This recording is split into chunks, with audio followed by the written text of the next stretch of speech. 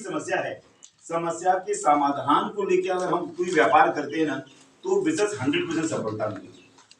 हम जो समस्याओं की जब चर्चा करते हैं तो आज बहुत सी प्रकार की समस्याएं हैं।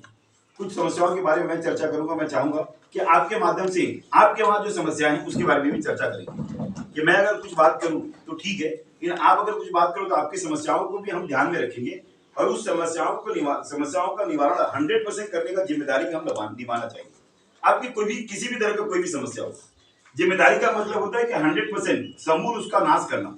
कि आपको समस्याएं हैं तो हम जो ऐसे कहने वाली बात नहीं है, ग्राउंड लेवल पर उस चीज को पूरा करेंगे। पूरा करने का हमने एक तरीका सोचा है और उस तरीकों को अपनाएंगे आपके वहां। सबसे पहले समस्या क्या है? सबसे पहली विकराल समस्या है ना, ये ग्लोबल वार्मिंग, वैश्विक तापमान जो बढ़ रहा है। ये तापमान बढ़ता कैसे? जो ग्लोबल वार्मिंग कहते हैं बढ़ता कैसे?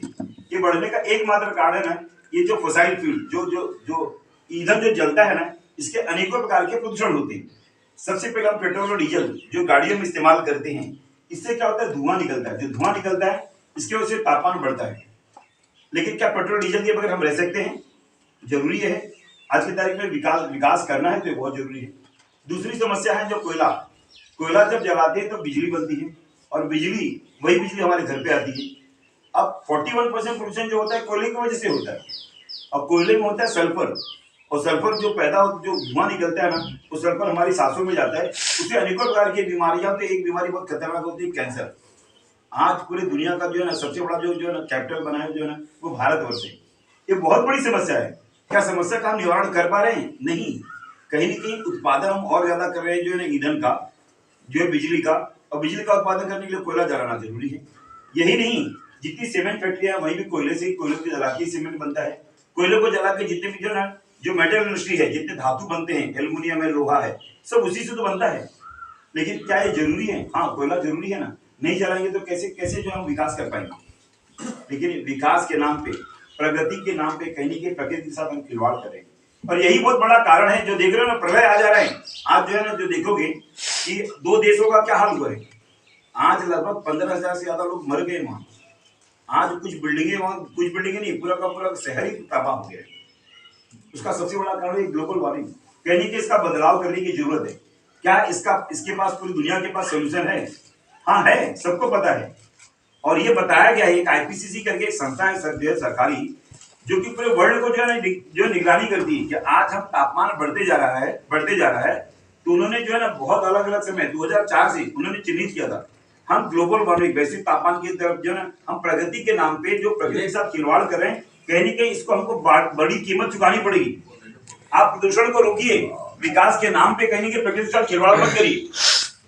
2016 में पेरिस समझौता हुआ था, लगभग 175 देशों ने साइन किया था, उसमें भारत ने भी साइन किया था कि हम अलग अलग समय पे जो है ना कहीं न कहीं हम अपने जो है ना प्रदूषण को कम करेंगे। एक साथ कम नहीं कर सकते, हमें विकास की भी जरूरत है।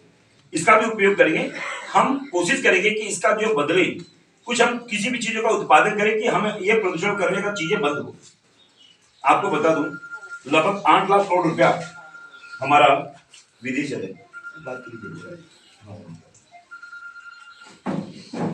आज 8 लाख करोड़ हमारा विदेश जाता है, हमारा कच्चा तेल और कच्चा गैस खरीदने से। आज पेट्रोल डीजल जो होता है हमारे वहां पैदा नहीं होता, 20% पैदा होता है, 80% विदेश से मंगाते हैं। 8 लाख करोड़ का बहुत बड़ा अमाउंट होता है। और आने के बाद हम क्या कर रहे हैं, कहीं जो कैंसर की बीमारियां पैदा कर रहे हैं। और थोड़ा सा जो है हमारा जो है ना कहीं प्रगति होता है, लेकिन कहीं न कहीं जरूरी है कि उसको जो है ना विकास जो है ना वो हो, इसका रिप्लेसमेंट भी हमारे पास तैयार है। आज हमने जब साइन किया था ना, तो लगभग 2030 तक 50% जो पोल्यूशन कम करने का हमने वादा किया है। और भारतवर्ष के ऊपर भी प्रेशर है, सभी देशों के ऊपर प्रेशर है। आज सबसे खतरनाक, जिसे मैं बता रहा था, कोयला है। आज जर्मनी और काफी देशों ने कोयला बैन कर दिया कि हमारा कोयला नहीं चलेगा। एक छोटी सी लड़की की बात बताता हूँ। 14 साल की लड़की थी, वो स्कूल जाती थी। 14 नहीं, 12 साल की लड़की थी, वो स्कूल जाती थी। और स्कूल में जाने के बाद उसने कुछ जानकारियां मिली कि आज ग्लोबल वार्मिंग इतना बढ़ जाएगा कि अगले जो है कुछ ही सालों में मानव जीवन अस्तित्व ही खतरे में रहेगा।